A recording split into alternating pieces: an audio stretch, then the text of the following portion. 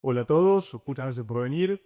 Gracias Simon por la introducción, gracias Diego también por las palabras de bienvenida y gracias a todo el equipo tanto de crecimiento como de la Cámara FinTech que se cargaron al hombro el FinTech Summit y hoy en día es una realidad, así que gracias a ellos que estamos todos aquí reunidos. Por tanto, sin más dilación, me gustaría dar comienzo a este primer panel de la jornada, Open Finance.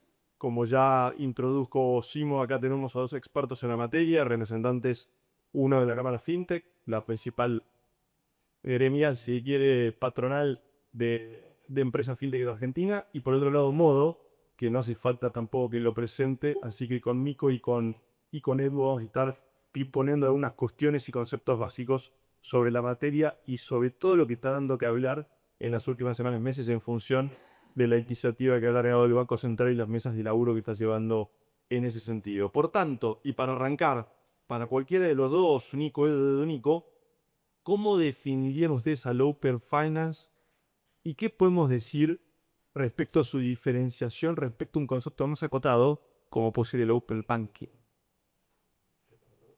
Arranco. Bueno, primero gracias por la invitación, Teo, y el tipo de crecimiento.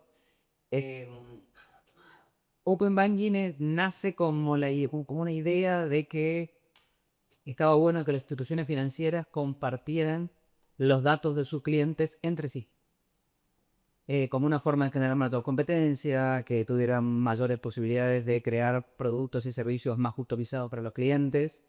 Y nace con esa idea. Y si se quiere, es la fase uno de un roadmap más evolucionado. La segunda fase de ese roadmap es Open Finance.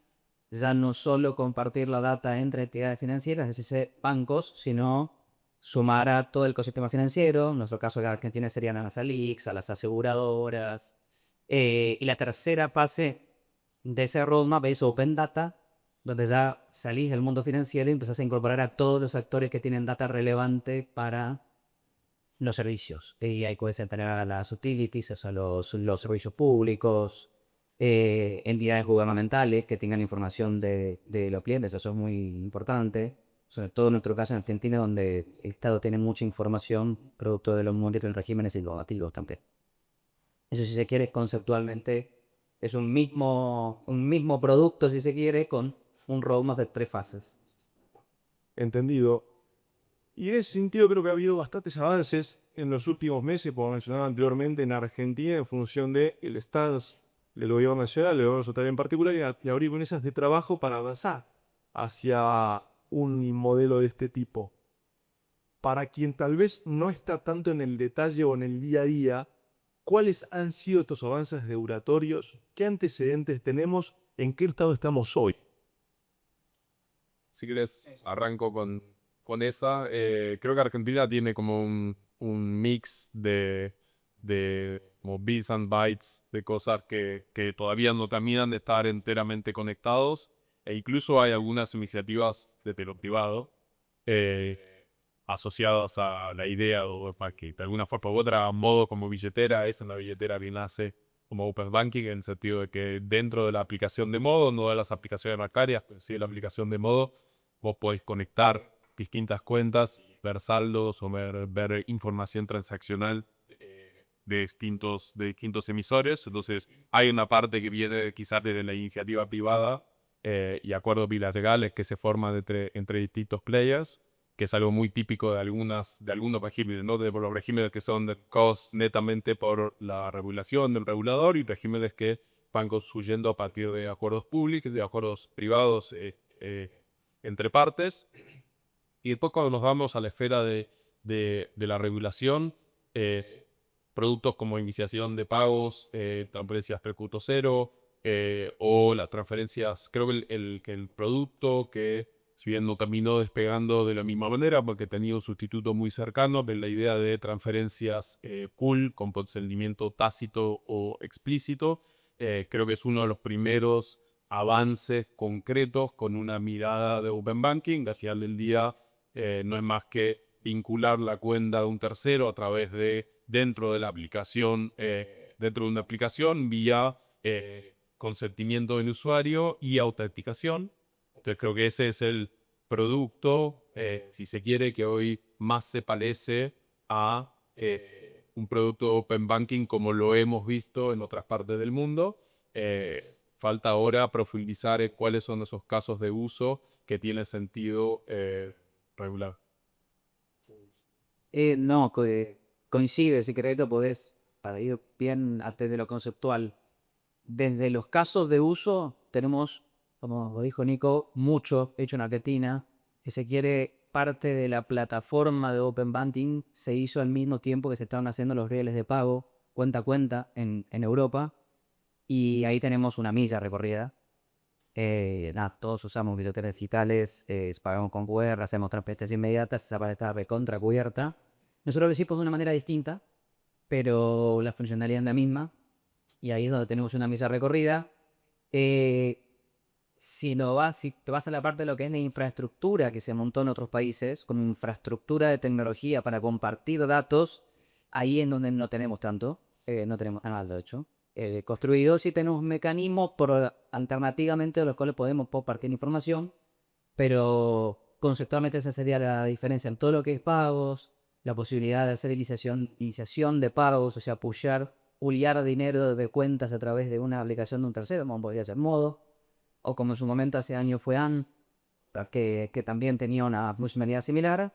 Ahí estamos bien parados. La parte de intercambio puro y duro de información e infraestructura grafita de eso, no tenemos nada, esa es la realidad. Y eso es lo que falta construir ese sistema. No, no, sin dudas. Y en este sentido, ¿cuál es la relación que se está tejiendo con el Policy Marica? Con el Banco Central, por ejemplo, porque sabemos que están las mesas de trabajo corriendo.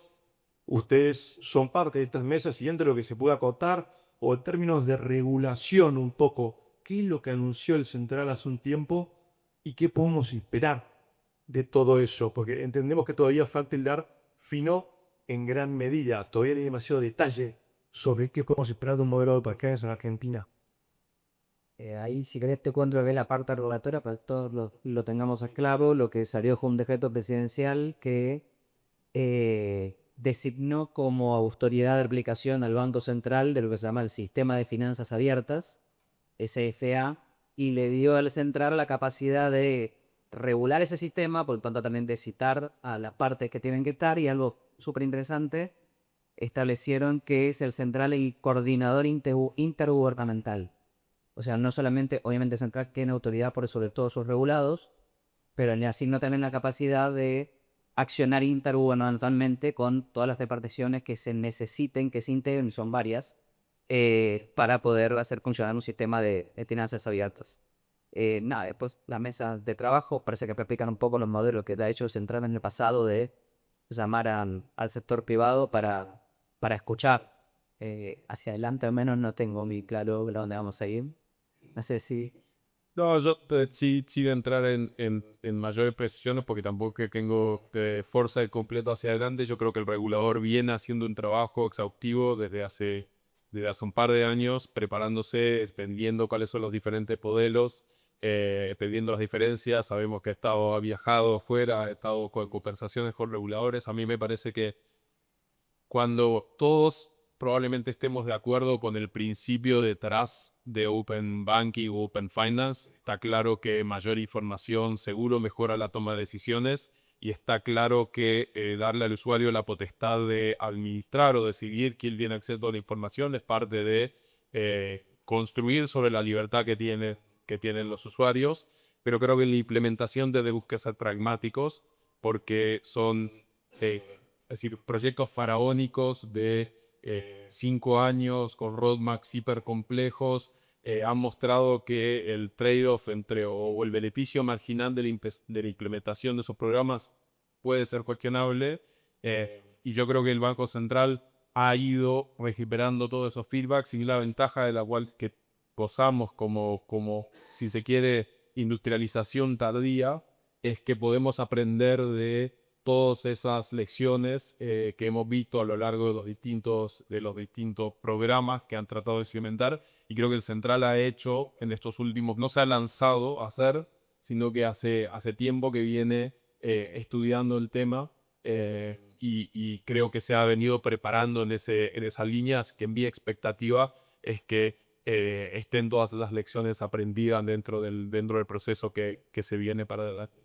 Y algunas de estas lecciones, incertidumbres o asperezas pueden haber surgido en función de la típica relación entre el público y el privado, que digamos que hoy en día se van limando, nos vamos encauzando hacia una misma elección. ¿Hay algún ejemplo que ustedes puedan mencionar de decir, che, hoy en día el vínculo con, en este caso, el Banco Central es infinitamente más fructífero, más encauzado al menos o más abierto? ¿Hay algún ejemplo que podamos mencionar en ese sentido de la importancia de la relación público-privada? Quiero destacar aquí. A ver, me parece importante también acá lo que decía Ningol, y creo que todos estamos de acuerdo en la idea es buena, y lo que pasa es que las experiencias, voy a decir más crudo, las experiencias internacionales de implementación fueron altamente traumáticas. Altamente traumáticas, se gastó muchísimo dinero y no se generó el revenue que se esperaba generar en los casos de uso. Entonces, hay un miedo lógico por parte de la industria en mí. Nos gusta la idea, veamos cómo se implementa. Y el central es consciente de eso. Y esa es la parte valiosa. Construir a partir de ahí, de saber que en otros lugares pasó y que no se quiere volver a repetir ese error, es valioso. Y Argentina tiene mucha experiencia, nosotros tenemos mucha experiencia. Los últimos 10 años al menos han sido muy fructíferos de trabajo con el Banco Central. Todo lo que fue el proceso de las mesas de innovación fue muy fructífero.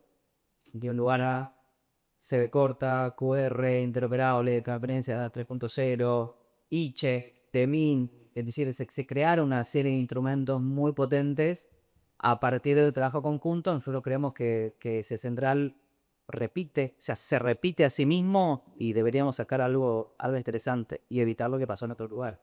Muchas gracias, Edu. Clarísimo. También Nico.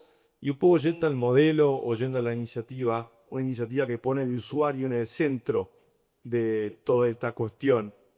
¿Qué podemos esperar o cuál sería el ideal para ustedes en términos de control por parte del usuario de sus datos y del consentimiento que debe prestar para esa circulación de su información? ¿Y tú? A ver, yo creo que en ese, sí creo que los puntos de discusión respecto de las experiencias internacionales, y me doy una vuelta a Utopic, vuelvo a la pregunta no concreta, tal vez, creo que donde tenemos que discutir es en la parte de objetivos, en la parte de cómo empezamos, cómo hacemos el rollout de esto, cuáles son los casos de uso que agregan valor, etcétera. A mí me parece que ahí, y cómo administramos ese trade-off entre que lo que queremos lograr, la información que tenemos que compartir para lograrlo, y al final del día el caso lo uso concreto en donde tenemos valor y vamos construyendo, como sabemos construir productos en compañías digitales, desde un MVP hasta algo que después escale con valor.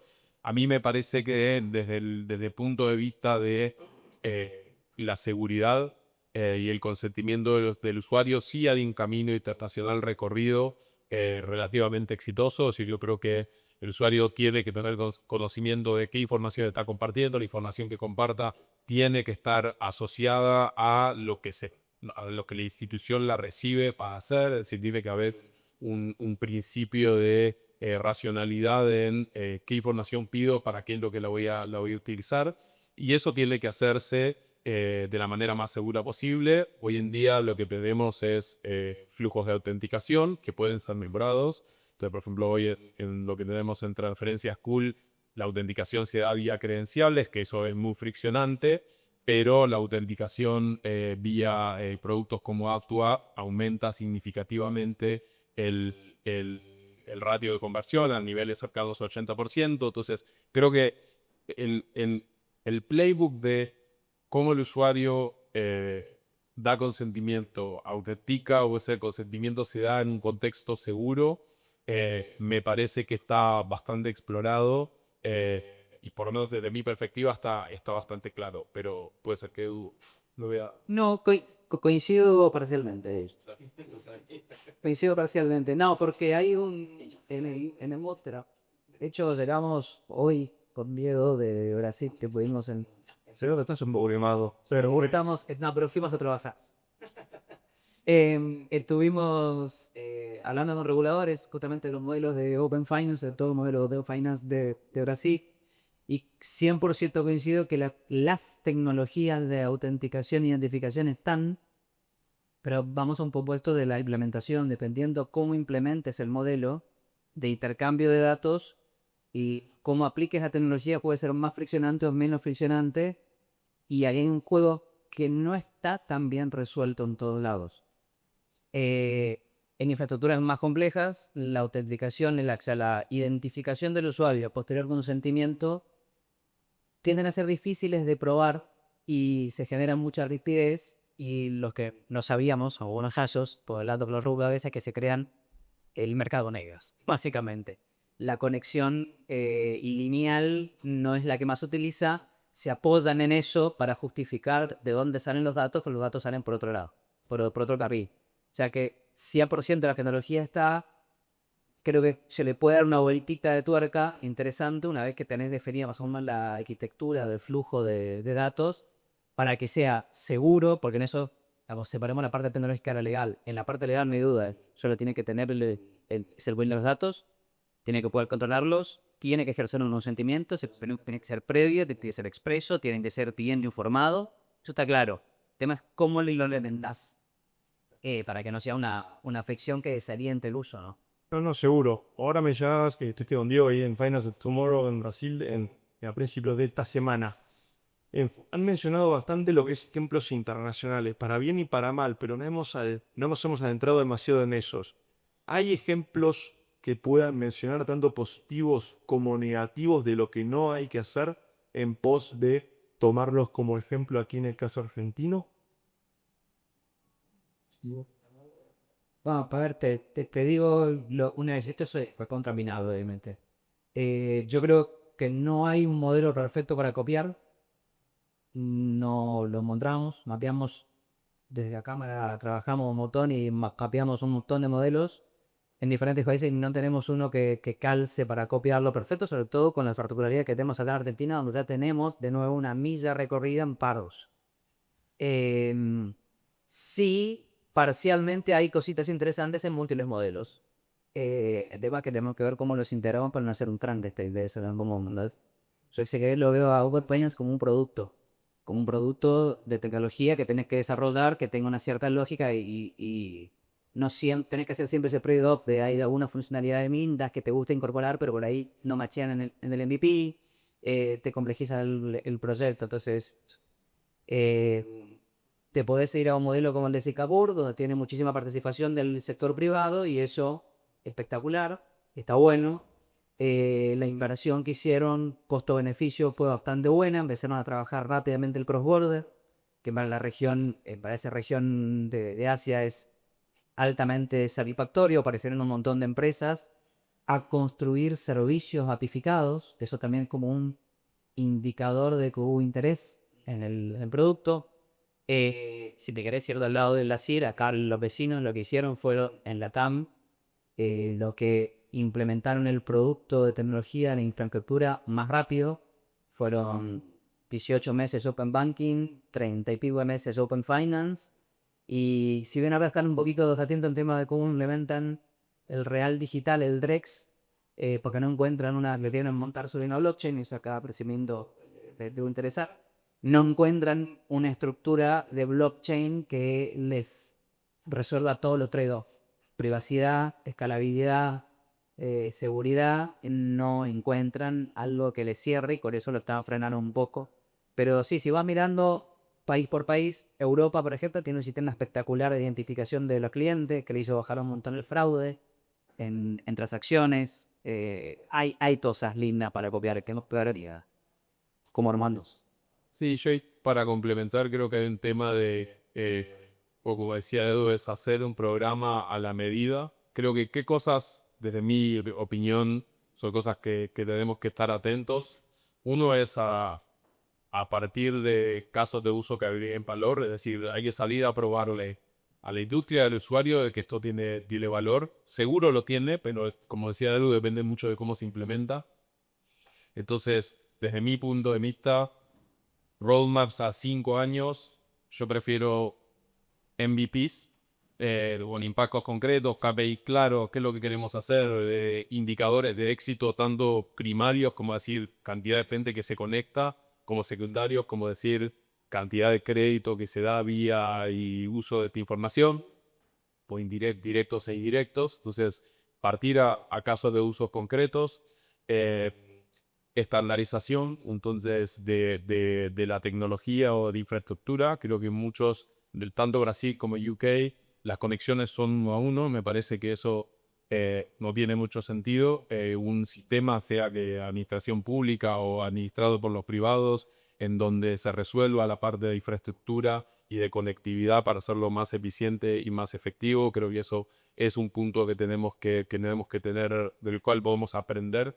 La existencia de estándares. Europa, uno de los problemas que tiene hoy en día es que legisló Open Banking, pero no puso un estándar. Entonces, cada país tiene un formato distinto y la operabilidad de toda la Unión Europea es limitada. Y después los incentivos para que los privados abracen esta idea y realmente vean que acá hay mucho más para ganar de cualquier río. Yo creo que acá lo que Argentina es distinto a la penetración del crédito y de los depósitos respecto del producto. Está muy rezagada, hasta 4x más bajo de lo que es en otros países de la región. Ahí, y el foco tiene que ser hacer crecerlo todo. Es decir, llevar más crédito, la digitalización de los pagos venimos muy bien, pero la penetración de los servicios financieros todavía tiene que espacio por crecer. Está claro, no es nada más que compartir información, hay una parte de la macro que es fundamental para que eso suceda, la estabilización de tasas y demás, que es lo que venimos viendo que el gobierno viene haciendo con éxito. Este es un peldaño más, pero para mí el punto es esto, es enfocar en hacer crecer la torta y aumentar la penetración de los servicios financieros sobre la economía. Y en términos de infraestructura, yo, la verdad, no me quiero aventurar una respuesta, pero las fintech argentinas están preparadas y están preparando, por más que esto también se va a preguntar en el panel de infraestructura correcto atiende, pero desde su óptica, estamos en condiciones ya de acelerar de 0 a 100 en un modelo de Open Finance en términos de infra. Si yo me tengo que parar en lo que es la otra afecta, creo que sí. Pero nosotros construimos un ecosistema de pagos. De hecho, es único en el mundo. El sistema de interoperabilidad C de corta, C de larga es que nosotros lo tenemos hiper internalizado, no funciona así en ningún lado. Eh, en Brasil todo el mundo usa Pix y dicen que es una maravilla. Cuando querés hacer un pago en Pix, tenés que acordar tu número de casi te agarro como un número de documento. Yo te pido tu alias. Eso es una maravilla. O sea, y eso es intra.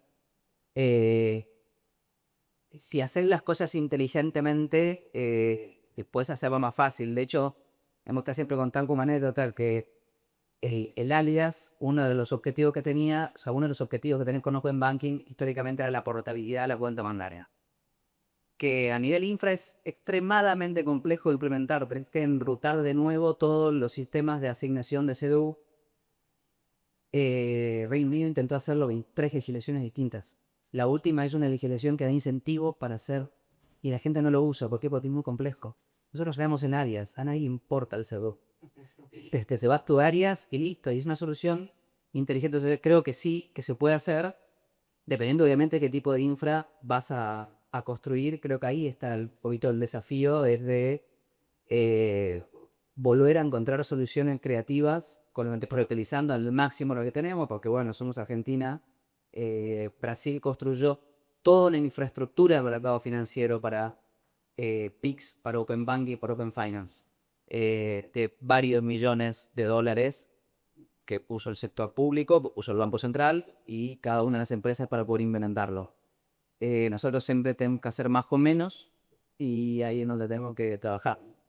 Sí, yo para complementar el punto, sí, yo creo que parte de la infraestructura después podemos poner partícula óptima o lo que fuera, pero y eso los técnicos van a saber mejor de eficiencia y fricción de margen. Es decir, hoy la infraestructura que soporta la vinculación de cuentas para transferencia UL es una infraestructura típica de Open Banking en el sentido de que se emiten en token, ese request token tiene un acceso que está acotado, a un conjunto de funciones en donde cuando la institución que es un data requester, que solicita la información, necesita acceder, le presenta el token de acceso al que fue otorgado a través de un proceso de autenticación y demás al data holder, y el data holder entrega la información. Y eso, por ejemplo, en el caso nuestro de ese modo, se hace directamente vía MOBA, vía otros agregadores dentro de la industria cuando esto se estaba discutiendo. Pero quiero decir, me parece que es relativamente rápido reciclar parte de esa infraestructura porque ya está en place y ya funciona. Creo que hay una discusión respecto de la fricción puntualmente, porque lo que le falta a ese proceso, como decía Edu al principio, es un proceso de autenticación es friccionante y las tasas de expansión son bajas, pero eso es relativamente fácil de solucionar vía productos como App to App, que es lo que aparece del resto del mundo y es también un producto que algunas fintechs locales usan para su producto de conexión de cuentas para generar pagos. Entonces, yo creo que en la medida en que nos pongamos de acuerdo en los espacios, creo que hay que tomarse el tiempo para ponernos de acuerdo en los estándares, eh, pero ya hay un camino recorrido también en la parte de infraestructura. Fantástico, amigo. Muchas gracias, Edu. Ahora les pregunto un poco, Modo tiene como accionistas a los principales bancos de Argentina. Ustedes en la Cámara reúnen a las principales entidades financieras, los fintech del país, a nivel socios, accionistas, etcétera, en función de la heterogeneidad que tienen, pero siempre son top players en el ecosistema. ¿Cómo se siguen dando estas discusiones, ¿no? En cuanto a la implementación, en cuanto a la aceleración del proceso, en cuanto a las expectativas que se están generando en torno a esto? No sé si tiene algo para comentar al respecto. En nuestro caso particular, es decir, nosotros en buena medida, Modo es una empresa de producto digital que desarrolla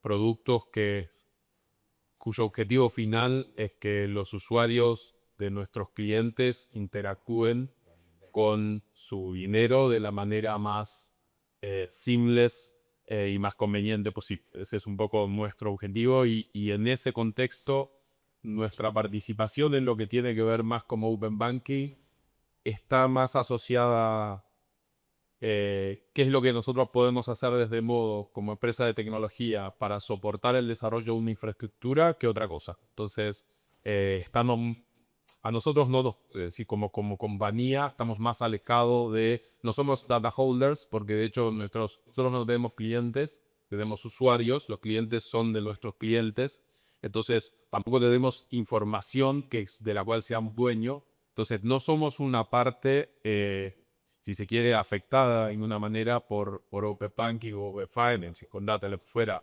pero sí vemos la tendencia como una gran oportunidad para participar como proveedores de tecnología. Este, arranco por decirte que nosotros ya no vemos tantas diferencias entre un banco, una fintech. De hecho, Modo están en medio, parado entre medio de los dos y kilómetros de dos mundos. Nosotros ya tenemos clientes que han adquirido bancos, tenemos socios que han adquirido bancos, o sea que también convienen los dos mundos. Es un solo sistema integrado, un solo sistema financiero integrado que tiene que dar servicios financieros a los usuarios de la mejor manera posible. Y tenemos que hacer, como decía Nico, crecer la torta. Tenemos un mercado de préstamos raquítico, tenemos un mercado de capitales raquítico. Hay necesario crecer y ahí hay potencial. Y si querés, no veo que haya una discusión entre bancos y fintech. Sí, para ser más preciso, la discusión suele estar dada entre el que tiene mucha información y el que tiene poca información. Porque el gran miedo que tiene mucha información es que el más chico consuma gratis y no deje nada a cambio, que va al concepto de reciprocidad. Y en algún modelo te dicen, bueno, la reciprocidad es que todos aporten información al sistema. Bueno, pero yo aporto 100, vos aportas 1, es realmente reciprocidad. Y ahí es un poco donde tenemos que trabajar. Yo creo que si el modelo que se arma es un modelo interesante que apunta a crecer la torta, en donde se considera una reciprocidad real y donde lo que vos aportes tenga el mismo valor de lo que yo aporto. Y si lo que te hace es crecer la torta, que van a estar todos alineados. No me imagino ver una discusión si se bien el sistema. Sí, y para complementar lo que dice Edu, es decir, yo creo que Argentina y un poco parte del éxito de la digitalización de los pagos es que eh, muchos players dentro de la cámara fintech hoy son tan grandes como los bancos tradicionales. Se quiere adhiero a la idea y que es un concepto que el Banco Central trae bastante, esta idea de banco fintech, todos son compañías financieras digitales. Pero sí es verdad que existe una diferenciación entre los incumbents y los challengers, pero hoy en día tenemos fintechs que son del mismo tamaño que los incumbents, e incluso que probablemente tienen más información porque tienen otras verticales de negocio que quizás una entidad financiera tradicional no tiene. Entonces, creo que ahí está relativamente nivelada. No es como el caso, un punto que me parece que es interesante es, en Argentina, si vos querés, los 4 bancos privados más grandes hacen al 44, el 40 y el 50% de los depósitos, dependiendo del año. En Inglaterra, esos mismos, los principales 4 quizás dan cuenta del 70-80%. Entonces, el nivel de concentración que tenemos en la industria financiera local respecto de lo que había en otros países que decidieron avanzar con Open Banking o Open Finance, con un sesgo muy marcado sobre necesitamos hacer esto para mejorar la competencia. Yo creo que en Argentina se ve menos y creo que los actores, si bien, como dice Edu, se ocupan de entender cuáles son los pros y contras o riesgos y amenazas, ven con mucha expectativa esta idea de no es nada más cómo competimos mejor entre nosotros, porque ya competimos bastante bien, sino cómo hacemos que el sistema crezca, porque el upside que tenés para crecer respecto del share que podés robar al de al lado es mucho mayor. Entonces creo que los jugadores se están concentrando y con razones en ese punto, obviamente bajo las discusiones que dice Edu de reciprocidad, incentivos, etcétera, que son importantes tener en cuenta. Para evitar estos free riders, ¿no, Edu? Comentaba reciprocidad y cada uno ponga the skin in the game, ¿no? ¿Tiene lógica o lo ven factible a instrumentar la instrumentación paulatina? ¿Esto se dé mediante, por ejemplo, un sandbox o sería un tanto inviable? Ahora, la idea de sandbox en contexto de sistemas muy regulados tiene sentido si vas a hacer algo, un ETT súper rápido. Porque la idea de sandbox es probemos rápido, invertamos poco, veamos si tracciona con bajo riesgo. Ahí lo veo perfecto. Por ahí si vas a hacer un sandbox donde la tenés que tener un producto súper acabado, súper robusto, y bueno, como que pierde un poco el sentido, si se quiere, de el sandbox. Pero para evitar el problema del free rider, para mí sí es esencial hablar de estructurar un buen esquema de incentivos. Eh, para ponerlo con un ejemplo práctico, por ahí si no se entiende, en Brasil copiaron un sistema bastante parecido a lo que hicieron en el Reino Unido, establecieron una serie de información que los grandes bancos, los grandes pobres tenían que poner en el sistema gratis. Y todo lo demás también tenían que ir sumándose y poniendo la misma información, pero claro, ponían mucho menos información. No es solamente la información que vos pones, que era lo que la idea original que se tenía, era que el freerider era el que iba a consumir información y aportar poco. Lo que terminó pasando es algo, pero el mercado siempre encuentra alguna beta, es que además vos tenés las empresas que consumen los datos y el procesamiento de esos datos también puesta inversión. Modelos de analítico, de scoring. Y lo que empezó a ver es el freerider del freerider. Esperan a que califique a un cliente uno grande y como el sistema es abierto, vos sabés cómo lo calificó, sabés que te está ofreciendo un producto y vos vas más chiquito sin haber hecho el costo de adquisición y le terminás ofreciendo un producto. Que era algo que nadie había visto y o sea, nadie lo había pensado y anticipado. Y eso no debería pasar si vos tenés un sistema de incentivos y de pagar con la información. Sí, ahí yo distinguiría entre la información que es del usuario y la información que es propiedad intelectual de la entidad que hace la evaluación prioriza. Si yo tengo un modelo en el cual invertí, no sé, billones de dólares para desarrollar, entrenar y lo que fuera, Eh, lo que es información del usuario es sus transacciones, su comportamiento de consumo, etcétera. Ahora, la calificación crediticia que surge de la aplicación de un modelo cuya propiedad intelectual es de una institución privada, desde mi punto de vista, eso no es parte de la información que recibe el usuario. De hecho, yo no tengo que decir que yo no sé cuál es mi calificación crediticia. El palco y no es la parte de la información que manejo.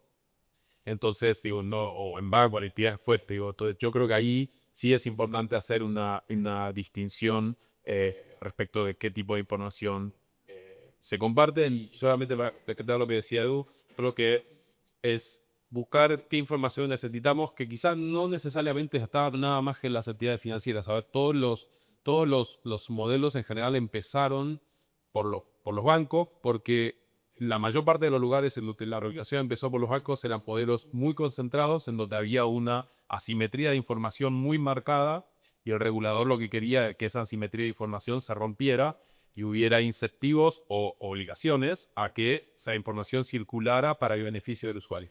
Yo creo que aquí no son solamente las entidades financieras que tienen información que es valiosa para ofrecer mejores productos dentro de la industria financiera. Entonces, como decía Eduardo al principio, los regímenes de información que tiene el sector público, información de consumos en telecomunicaciones, en industrias de servicios públicos, etcétera, también complementan bien para de repente poder perfilar usuarios, crédito fuera lo que vamos a buscar. Entonces creo que tenemos que pensar un poco fuera de la caja y realmente qué es el problema que queremos resolver y qué es lo que necesitamos para resolver ese problema, independientemente de si Brasil empezó con estos tres datos o Inglaterra empezó con las tres instituciones. Entonces, ¿qué es lo que hace sentido para Argentina, dado el objetivo que tenemos, que por no desde mi punto de vista es esto de hacer crecer eh, el mercado financiero? Ahí sumo un anticipo que me parece súper interesante, que Nico, y es que en ninguno de los países, o en casi ningún país que implementó esto de manera exitosa, tuviste lo que tenemos nosotros, que es una realidad de una economía que, seamos buenos, el 40%, para no decir el 50%, es un BBI no registrado. Entonces tenés si querés, mucha parte que es como quedarse corto, creo, con la idea, salir a buscar la información de los que ya están dentro del sistema financiero. Si tenés una cuenta bancaria, bueno, ya estás, figurás en Ascendeu, figurás en las calificadoras de crédito. Me parece mucho más rico ir a buscar a ese sector de la población que está afuera, que por ahí tiene ingresos, que afronta otros problemas para ver cómo se les incorpora al sistema financiero, pero de los cuales tenemos oscuridad total del sistema financiero, que no podemos ni siquiera saber en qué gasta, cómo vive, cuáles son sus necesidades, y buscar los datos de esas personas que seguro van a estar dentro del sistema financiero, digo, no van a estar dentro de los bancos, por ejemplo. Parece que es mucho más rico que carnivalizarnos de las empresas. El acceso a telefonía celular, a la penetración de smartphones es más grande que la penetración de crédito. Se dio. Exacto. Tan bueno. Clarísimo. Ya nos estamos acercando a los 5 minutos finales de este primer panel y me gustaría tal vez cerrar con una cuestión relativa a esta evangelización sobre las bondades que plantea un sistema de este tipo y sobre esta alfabetización financiera que si en Argentina viene creciendo a grandes pasos, todavía falta. Para un programa o para una iniciativa de Open Finance, ven de cara al usuario algún escollo, alguna sensibilidad a la que haya que atacar en pos de evitar brechas de confianza, miedo a un sistema de este tipo, a que yo no deje de tener control sobre mis datos o que circulen por cualquier lado, o si hay un commodity de irrestricto movimiento? Sí, la respuesta es sí. Hay que trabajar en eso porque si el usuario, nada, esto pasó con pagos digitales. El principal escollo que hubo que pasar para que hubiera pagos digitales en Internet, el miedo de poner los datos de la tarjeta de crédito en una página web. Y eso se pasó una vez que tuviste la confianza de que, bueno, si algo sale mal, ya se tener un mecanismo de recupero, contracargo, una forma donde le caían medidas de seguridad por detrás. Por no estar en Argentina se sigue usando no tanto la foto de Crédito contra la frente de la tarjeta robot Zaro. Digo, hay mecanismos y es importante porque si no nadie lo usa, esa es la realidad.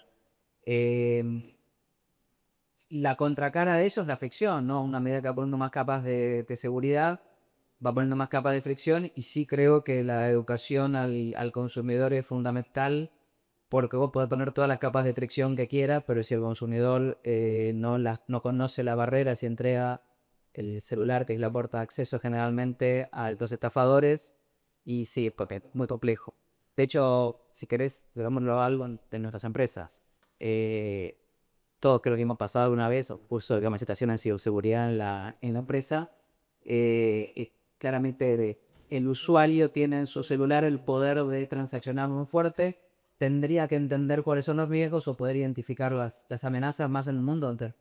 Hoy siquiera tenés que ser un programador para armar una estafa virtual. Hay páginas que te dan fraude como servicio. Paz.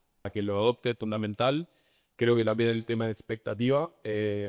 Hubo en muchos países hay como mucho hype y entonces el usuario es como compartir información y vas a recibir una mucha mejor tasa y después en realidad no recibe nada y hay cierta desilusión. Entonces creo que ir a tomar al usuario de la mano y es decir, ir ese walking and the talk juntos y educando y analizando esos guardarrieles son fundamentales para que esa educación se vaya dando y esa adopción también vaya siendo paulatina. Creo que partimos de usuarios muy digitalizados, acostumbrados a utilizar aplicaciones. Eso lo tenemos, ese fue el punto de partida. Hay que transitar este nuevo proceso y también hay que hacerlo si no va a crecer al mismo ritmo que crecen los páginas. Simplemente eso no va a pasar. Entonces yo creo que hay que saber tomarlo con paciencia y con calma e ir atravesando ese camino de forma efectiva y también eficiente, a tanto a nivel industria como usuario. Nico, Edu, muchas gracias por haber sido parte de este primer panel del Fintech Summit. Muchas gracias a todos los asistentes a haber venido a presenciarlo. Así que los invito a quedarse al próximo panel que va a ser sobre pago cross-border. Va a estar moderado por Diego Díaz de la Cámara Fintech y va a tener como speakers a Federico Testoni de DPay, Henry de Revier de Dune Network y Cata Ramallo de Dólar Apuriza por ahí. Así que muchas gracias a todos y seguimos.